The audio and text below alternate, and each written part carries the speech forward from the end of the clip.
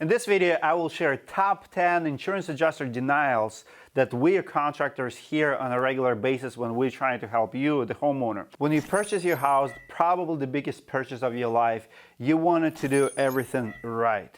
You did your due diligence, you shop for your insurance, you want to make sure you reinsured your property in case of emergency. Hail will come through, you will be fine. Storms, floods, you want to make sure that you will not be paying hundreds of thousands of dollars for damages. That's why you agreed to pay your insurance company's premiums to insure it. Now, severe storm came through. You see your car is damaged, your deck is damaged, few maybe items on your deck got destroyed. So you start thinking, hey, what about my roof? What about my siding? You call your contractor saying, hey, can you come and check my roof? Your contractor comes out, goes on the roof and say, absolutely, definitely, you do have a damage. You call your insurance, your adjuster comes out and he tells you, you don't have a damage. Let me explain how insurance companies work. They have two different departments. Here, they have one department that sells you policy. Here, they have adjustment department that usually makes them money. Well, both departments are making insurance companies money. A lot of money. You're talking about $30 billion, $60 billion, and every year it goes up. So they collect, let's say State Farm collects $65 billion in premiums. How much do you think they pay in claims? Couple billion. So they make billions of dollars by shorting the claims. It's not like claims don't happen, they do happen, but insurance companies also have to make money. So just like businesses learn how to sell jobs, insurance companies unfortunately learn how to deny legitimate claims. Because we see the pattern, because we see the same identical denials all over the country from several insurance companies, we have a theory that there is a training is taking place inside insurance companies who are teaching their adjusters to say certain things. We here at Roofing Insights want you to be educated and prepared for those denials when they take place, so you know what you can answer and you're not the only one who hears those objections or those denials. Let's hear them. You're the very first contractor who ever mentioned that or tried to get paid for that. Let me explain what that means. Insurance companies and contractors pretty much agreed, I would say 90% of the time, to work with a software called Xactimate. Because for years, historically, we have so many disagreements on the price and what should be included, what should not be included. So 25 insurance companies use Xactimate or will accept Xactimate estimates. So it's independent software, not run by insurance companies, not run by the contractors. So you have a data in Xactimate, how much labor should cost, how much labor to remove the shingles. So you have a price list for every single item. For example, if you're in Minnesota, your Xactimate will say, well, your labor to remove shingle will be $22, $25, whatever the number is. So insurance companies are agreeing to that and they pretty much can't argue. But what they do argue is exactly what we just said. Well, we never heard anyone trying to get paid for that. And it could be a variety of different trades, like, prep work, covering bushes. They can apply it to almost anything because Xactimate will have the line item that it should be included. Like, for example, if you have very expensive flowers all over the property, now contractor will have to spend extra 10 hours per day or per job trying to build some kind of custom coverage, and obviously we want to get paid. We don't want to do it for free.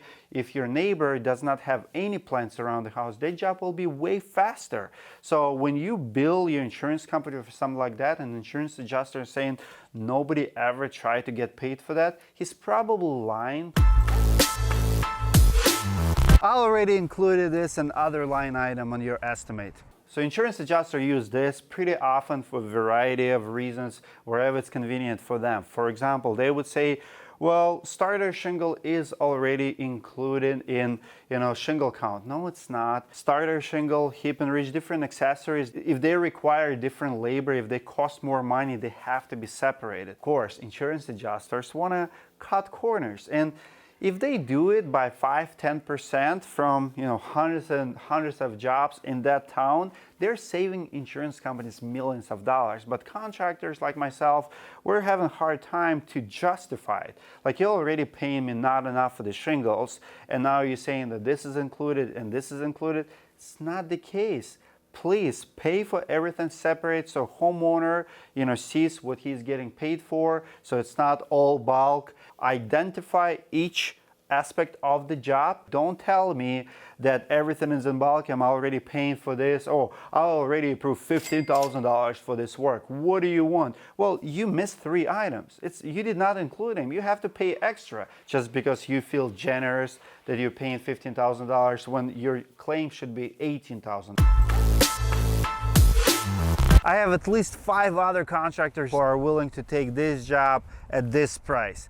Take it or leave it, man. What do you want to do? Very common objection or denial when contractors is asking for more. Here's how it works, guys. Insurance owes you what they owe. If it costs $20,000, they owe $20,000. Now, a lot of times they don't see what they don't see. We don't see what we don't see. We can't just say, well, it's guaranteed to be a $20,000 job.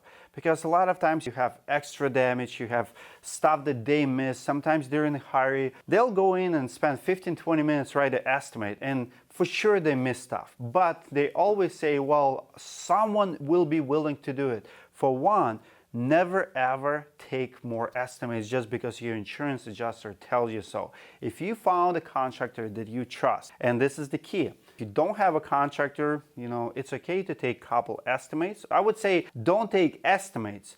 Meet contractors to choose who you trust to deal with your insurance company. Because here's the deal.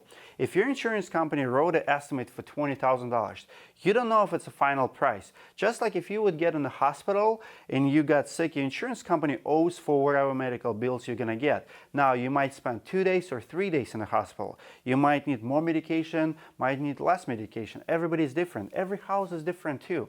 So you just need to find good hospital, and the hospital you trust will work with the insurance company, right? The same thing here. You don't need to go to 3 different contractors to get 3 different bids.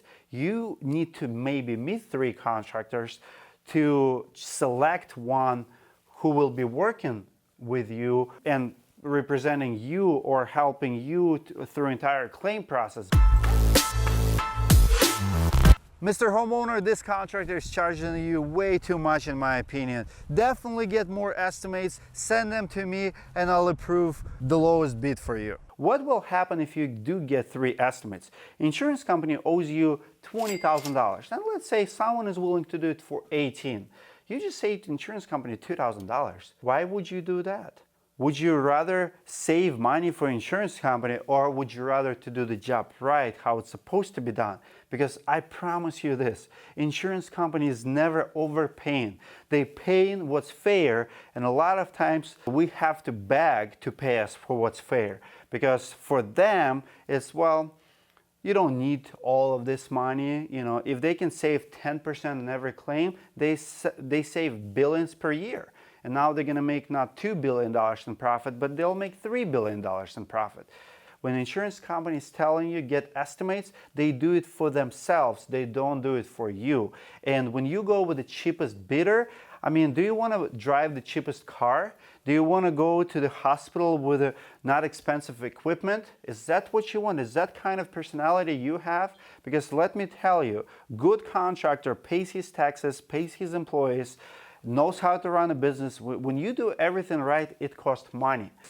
If you're the homeowner, I highly, highly recommend you, please find a contractor you can trust. If you're struggling to find a contractor you can trust, you can check Roofing Insights directory. I will recommend you one, and I will guarantee you with my name on it that that contractor will do everything right, will not commit fraud. If he does commit fraud, I will pay for that experience. I will pay for, if he takes money and runs away, up to $20,000. My name is on the line when I recommend someone. But again, don't just go with someone. Don't go with the cheapest bid. Find someone you can trust. And check out Roofing Insights directory. I guarantee you, we probably already have a contractor near you. Listen, man, I'm on your side. I would like to cover it, but our insurance company have never paid for this line item before. Maybe other insurance companies do. We don't pay for it. I'm sorry. We hear it all the time, even if they just did it another job 2 weeks ago. For example, if you have one side destroyed, let's say aluminum siding, it just recently happened with the Allstate claim. So one side is completely destroyed. Insurance company comes out and say, well, we're going to do this side. Well, what about other two? Well, we never match sides. We're just going to do one side. Well, we're in Minnesota. You're actually supposed to match. And in this case, you can't match. So they lie all the time. They always come up with this line when they don't want to pay for something extra. And they just say, well, we never paid before. Usually works really well on the newer contractors, but if he's seasoned, he's probably going to push back. But if you're the homeowner and you hear from adjuster, be aware that's not the case. It's not true. Insurance companies just like to say those things. No other roofer have ever asked me for OSHA safety ropes.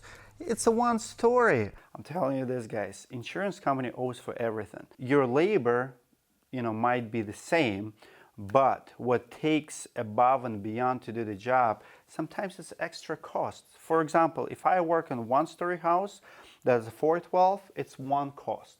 But insurance company want to level all the jobs. And if I work on a very steep job, I want to get paid extra for my safety harnesses, for extra prep, to keep my employees safe. I mean, I'm not talking about a lot of money, but it still should be a line item because now we have to move slower. There's a cost associated with it. And unfortunately, insurance companies often comes back and say, we don't pay for that, or roofers don't ask us to pay for this. Listen, exactimates are in place, and if we have expense, you owe to cover that expense to your insured. Listen, man, we don't pay extra for that. It's all included in the waste. Your starter shingle, hip and reach shingle, no extra items. Look under the waist, all inclusive there. What are you talking about? A lot of times they say it for reach caps, for starter shingles. Again, just like mentioned before, they claim that some items, some accessories already included in the waste. What is waste? You can't just say, well, this is an entire job. Let's say it's a flooring job. You can't say that shoe mold and baseboard is included in the square footage of the floors. It's not. It's right next to it. It costs more to do. The same on the roof. You start a shingle, manufacturer's charging us more money. We want to install the best roof. So if you have a roof right now with a starter, with a hip and reach shingles, and those are items cost more money to install and to remove, insurance companies also cannot say it's included in the waste. Just submit your estimate and we will look over it. If you're the homeowner and you heard it, make sure you don't do it and don't ask your contractor to submit insurance as an estimate to your insurance company. Insurance company should only receive a contract that you work with them. Why? Because now you open negotiation. For one, they can deny it still. You submit them estimate, they're like, oh, we don't like it. You want your insurance company, insurance adjuster to write estimate for the work. So you want your contractors to sign a job, to sign a contract with you and send it to insurance company that they are your choice. You selected them and you trust them to rebuild the property. You trust them to negotiate scope of work, and your contractors will do that, but your insurance company have to come out and have to agree on scope of work and agree on the job. Once they do that, we can negotiate the price. But if we start with my price, it's very easy denial. We don't want to even open that door. We want an insurance company to take initiative and recognize us as a contractor on file and start working with them on the scope of work. Sometimes it takes time, but that's the best process moving forward. Estimates, just like in other denials, if they don't like it, they might ask you to get 2 or 3 estimates. And again, it's not your job to get estimates. Insurance company have to pay for the damage. They have to restore your property. You have to find a contractor, and the rest is history. Mr. Homeowner Contractor, I don't know how long you've been in business. I've been in business for many years. I've seen a lot of wind and hail damaged roofs. This does not look like wind and hail damage to me. At times, it gets to the point where you can both look at something and insurance adjuster will just say, no, I don't know what it is. Sometimes he even will circle around it and he will put a number. I have a claim on the church a couple years ago, and insurance adjuster wrote, he recognized the damage, but then still in writing put 0 damage. And I asked him, what about this one? He said, well, just 1. But you just said there's 0. He even recognized it, put a mark, and I filmed him and I recorded him, and he still lied and still denied. And we had to get his superiors involved for lying to us on the job sites. But you'll be surprised how many insurance adjusters just say, I don't see no damage, I don't see no wind, I don't see no hail damage, I don't see no marks, oh, we don't see enough. So very, very common. Be careful with those. Just so you know, if you're the homeowner, there's no issues if you will request second or third reinspection. So insurance company not gonna question why you're doing it. You just say, well, I don't agree with the first assessment, can I get a second one? And I have a lot of homeowners who got brand new roofs paid by insurance company just because they ask for reinspection, for second opinion. The reality is, numbers don't lie. Second and third reinspections are very, very effective, and a lot of times insurance companies are paying not the first time, but if you ask second or third. Try that. I actually wanted to leave it open. I have a list of 7, 8 more very top popular. If you're the contractor, I want to hear from you. Top 10. What did I miss? What would you put in number 10? Comment below. If you're the homeowner, I want you to go in comments and read more denials. The list is really big. We probably could come up with the top 100. Sometimes what we do is very frustrating. We feel like we're talking to idiots in the cubicles. I don't know if they're trained that way or if they're just, plain stupid, but a lot of times the arguments just makes no sense. They just want to deny the job, and there's no two jobs that are the same in our business. Sometimes you go in and you see a lot of damage and you get a denial, and sometimes you go on a job and you see very little, and insurance adjusters are like, yep, I'll pay for it. There's a lot of factors: personality factor, insurance company factor, whole bunch of other factors. Sometimes it's your contractor who maybe don't have very good record. Maybe contractor already tried to scam insurance company in the past. Fortunately, that takes place too. So I do recommend check out our directory of contractors to find a trustworthy guy who will work with your insurance company, will not try to scam them or yourself. For the rest of you guys, comment below. I'm gonna pick one of the best denials from the comments or funny comments. I'll send you a couple t-shirts, guys. If you like this video, give it a like. Don't forget to subscribe to the channel. I'll see you guys very soon.